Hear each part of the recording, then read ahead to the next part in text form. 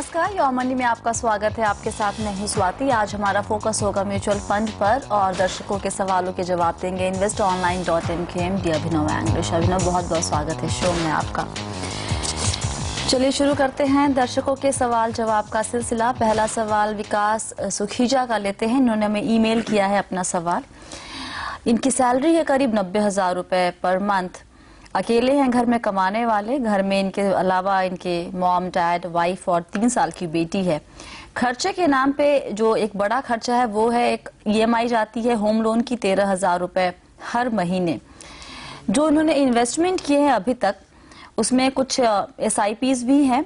Fidelity tax advantage fund है, Reliance tax saver है इनके पोर्टफोलियो में, कोटक टैक्स सेवर है, max New York life maker plan, growth option, Tata tax advantage fund, साथ ही Reliance natural resources fund. LIC की एक पॉलिसी भी है जीवन आनंद, जहां पर ये 33,000 रुपए सालाना प्रीमियम दे रहे हैं। PPF अकाउंट में करीब 3 लाख रुपए हैं और हर साल 50 से 70,000 तक वहां पर वो जमा कर पाते हैं।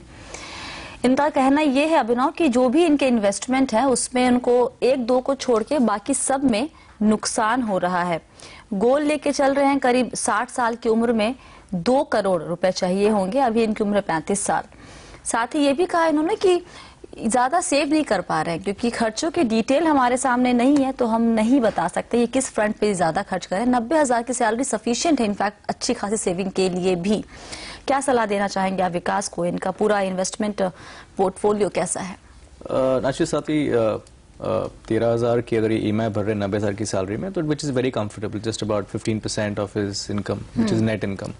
आई थिंक प्रॉब्लम ये है कि इन्होंने कई सारी इंश्योरेंस पॉलिसीज ली हुई हैं एंड बिसाइड्स ये heavily exposed tax saving schemes की तरफ हैं जी। इनका एक्चुअली देखा जाए तो 2 लाख रुपए के आसपास म्यूचुअल फंड पोर्टफोलियो है। आई थिंक इनकी पीरियोडिकली जो ये फिक्स्ड प्रीमियम्स भर रहे हैं इनकी इंश्योरेंस पॉलिसीज की तरफ, वो एक्चुअली इनके आई थिंक सेविंग्स को काफी स्ट्रेन कर रही हैं। मेरे हिसाब से इन्होंने टैक्स सेवर में इसलिए इन्वेस्ट किया actually more so for the ELSS benefit जो आपको टैक्स सेविंग्स के लिए मिलता है। 2 इज ये 50-17,000 रुपए हर साल PPF में भी डाल रहे हैं, तो अगर सिर्फ टैक्स सेविंग के लिए कर रहे हैं ELSS इन्वेस्टमेंट्स, तो doesn't make sense really. Besides अब जो न्यू डायरेक्ट टैक्स को जो आने वाला है, जो हम एक्सपेक्ट कर रहे हैं, तो ELSS बेनिफिट डेफिनेटली बता रहे हैं कि उसमें नहीं रहेगा। तो आगे चल के टैक्स सेविंग्स इंस्ट्रूमेंट्स में, टैक्स सेविंग फंड्स में इन्वेस्ट करने से, ELSS फंड्स में इन्वेस्ट करने से कुछ फायदा नहीं है। इस साल तक कर सकते हैं, लेकिन अगर इस साल का मार्च तक कर सकते हैं। पर अगर 17,000 रुपए ऐसे ही PPF में डाल रहे हैं, तो अगर सिर्फ टैक्स सेविंग है तो कोई सेंस नहीं है। अगर इक्विटी एक्सपोजर के लिए भी है तो मेरी सलाह ये रहेगी कि आप डायरेक्ट इक्विटी में, आप इक्विटी डाइवर्सिफाइड फंड्स में इन्वेस्ट करें, ना कि आप 3 साल के ब्लॉक करें, क्योंकि हिस्टोरिकली अब देखा जाए तो ELSS स्कीम्स ने वो परफॉर्मेंस नहीं दिया है जो इक्विटी फंड्स ने भी दिया है, और काफी ऑप्शंस हैं टैक्स सेविंग के लिए। जो इनका टारगेट है वो बहुत कंफर्टेबली अचीव कर सकते हैं। अगर वो 11,000 के आसपास सालाना इन्वेस्ट करें, मंथली इन्वेस्ट करें SIPs के थ्रू, तो 2 करोड़ का टारगेट 25 साल में इज फेयरली पॉसिबल।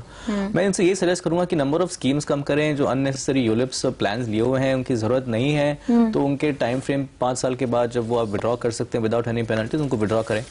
2 स्कीम्स में इन्वेस्टेड रहें, एक HDFC टॉप 200 फंड में, रिलायंस इक्विटी अपॉर्चुनिटीज में, एक मल्टी कैप फंड है रिलायंस, और HDFC एक लार्ज कैप फंड है। I think these 2 funds invested is more than sufficient, और इन्हीं में SIP करें और इन्हीं में इंक्रीमेंटल भी बढ़ाएं।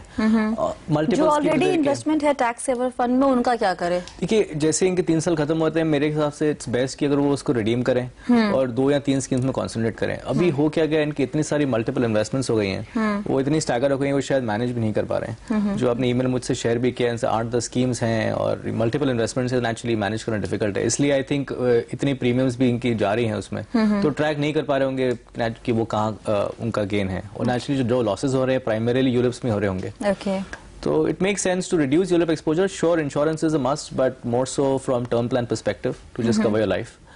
But besides that, stay invested in 2 or 3 focus schemes. Do review them periodically. 90,000 जो बोल रहे हैं सैलरी है, थोड़ा सा अपने खर्चों को एक बार ध्यान से देख ले, कहाँ ज्यादा खर्च कर रहे हैं। सिर्फ अगर 13,000 एक बड़ा खर्च है, उसके अलावा मुझे लगता है कि आराम से हर महीने 10 से 20,000 रुपए सेव कर सकते हैं कंफर्टेबली। और आई थिंक 13,000 रुपए सिर्फ जो 15% exposure towards housing is very comfortable.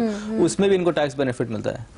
So naturally there is something is wrong somewhere. So okay, चलिए ठीक है। अगला सवाल लेते हैं। दिल्ली से शरद अग्रवाल हमारे साथ जुड़ रहे हैं फोन पे। शरद नमस्कार, क्या सवाल है आपका? यस, नमस्कार, दिस इज शरद अग्रवाल जी। मुझे गोल्ड फंड में इन्वेस्ट करना था। मैंने सोचा है कि 1 लाख मैं गोल्ड फंड लूं, उसके बाद मुझे 3 इयर्स के लिए इसको रिटेन करके रखना है। तो मुझे ये नहीं पता है कि गोल्ड फंड और ईटीएफ में क्या डिफरेंस होता है, या मैं कौन सा गोल्ड फंड लूं जो बेनिफिट हो मेरे लिए। Okay, alright. इन्होंने जब हमें मेल किया था गोल्ड ईटीएफ में चाह रहे थे निवेश करना, तो जब हमारी इनसे पहले बात हुई शरद से, शरद ने ये भी तभी कहा कि इन्हें पता ही नहीं कि ईटीएफ और गोल्ड फंड में क्या फर्क है और दोनों में निवेश करने से क्या अंतर रहेगा। तो पहले हम यही आपसे जानना चाहेंगे अभिनव कि बेसिक डिफरेंस क्या होता है गोल्ड ईटीएफ और गोल्ड फंड में। देखिए, ETF या कि एक्सचेंज ट्रेडेड फंड्स जनरली ये एक्सचेंज पे लिस्टेड होते हैं और इनमें आप गोल्ड के यूनिट्स खरीद सकते हैं। कई तरह के एक्सचेंज ट्रेडेड फंड्स आते हैं, गोल्ड ETF एक तरीके का फंड है। ये इस तरह जब ये लॉन्च हुआ था तब फंड्स नहीं थे, जब काफी टाइम से ETF चल रहे हैं। इससे बेनिफिट ये था कि आप एक स्मॉल अमाउंट गोल्ड में इन्वेस्ट कर सकते हैं। तो जैसे अगर आज गोल्ड का रेट 27,000 रुपए है तो 2700 रुपए का यूनिट होता है जो आप एक्सचेंज के थ्रू खरीद सकते हैं। लेटली इस साल से आपके पास गोल्ड फंड ऑप्शंस भी आए हैं। गोल्ड फंड्स यही फंड्स हैं जो ETFs में इन्वेस्ट करते हैं। अच्छा। इसका बेनिफिट ये है कि अनलाइक ETF आपको डीमैट अकाउंट की जरूरत नहीं है। आप कई फंड जैसे हैं जो मिनिमम 100 रुपए तक का इन्वेस्टमेंट लेते हैं, ETF में रेस्ट्रिक्शन हो गया क्योंकि अगर आप मिनिमम 1% या आप 10% से 2700 रुपए का लेंगे, यहाँ पे आप 100 रुपए तक इन्वेस्ट कर सकते हैं, ना कि आपको ब्रोकरेज चार्जेस भरने पड़ेंगे। टू है, सेकेंडली द बेनिफिट इज आप इसमें SIP कर सकते हैं बिकॉज फंड्स के थ्रू है। तो काफी बेनिफिट्स कंपेयर टू ETFs में बेटर हैं क्योंकि आपके एक्सपेंस रेशियोज भी शेयर हैं। जो कई फंड जिनके खुद के ETFs हैं वो एक्सपेंस रेशियोज से अपने शेयर करते हैं, जैसे कोटक का ETF है या रिलायंस ETF इनके जो फंड्स हैं तो इनके एक्सपेंस रेशियोज भी शेयर 1% के आसपास एक्सपेंस रेशियो है। तो ऐसा नहीं है कि आप डबल एक्सपेंस रेशियो भर रहे हैं। तो basically gold funds is a no brainer. Definitely आपको फंड्स में इन्वेस्ट करना बेटर है then ETFs। Similar like process है, plus is cheaper for an investor to invest. Okay, cheaper किस सेंस में? चीपर आपको डीमैट अकाउंट नहीं मेंटेन करना है, आपको ब्रोकरेज चार्ज नहीं भरना है, आप SIPs कर सकते हैं तो ऑटोमेटिकली आपका ECS डेबिट होता है हर महीने। अनलाइक एन एक्सचेंज आपको फिजिकली फोन करके अपने ब्रोकर को या ऑनलाइन जाके फिजिकली एक ट्रेड डालना पड़ेगा। तो बेनिफिट्स काफी हैं। It's a more systematic process of investing than doing it through the ETF। So gold funds definitely make much more sense. और शरद, आपको 1 लाख रुपए एक मुश्त निवेश करने हैं, राइट? हाँ जी, हाँ जी। ओके, इन्हें SIP नहीं करनी है तो भी तब भी आप बोलेंगे गोल्ड फंड? वो एक आपकी रिस्क एपेटाइट के ऊपर है। मैं तो ये सजेस्ट करूंगा कि गोल्ड ने करीबन अभी रिसेंटली 30-31 हजार के बीच का हाई मारा है।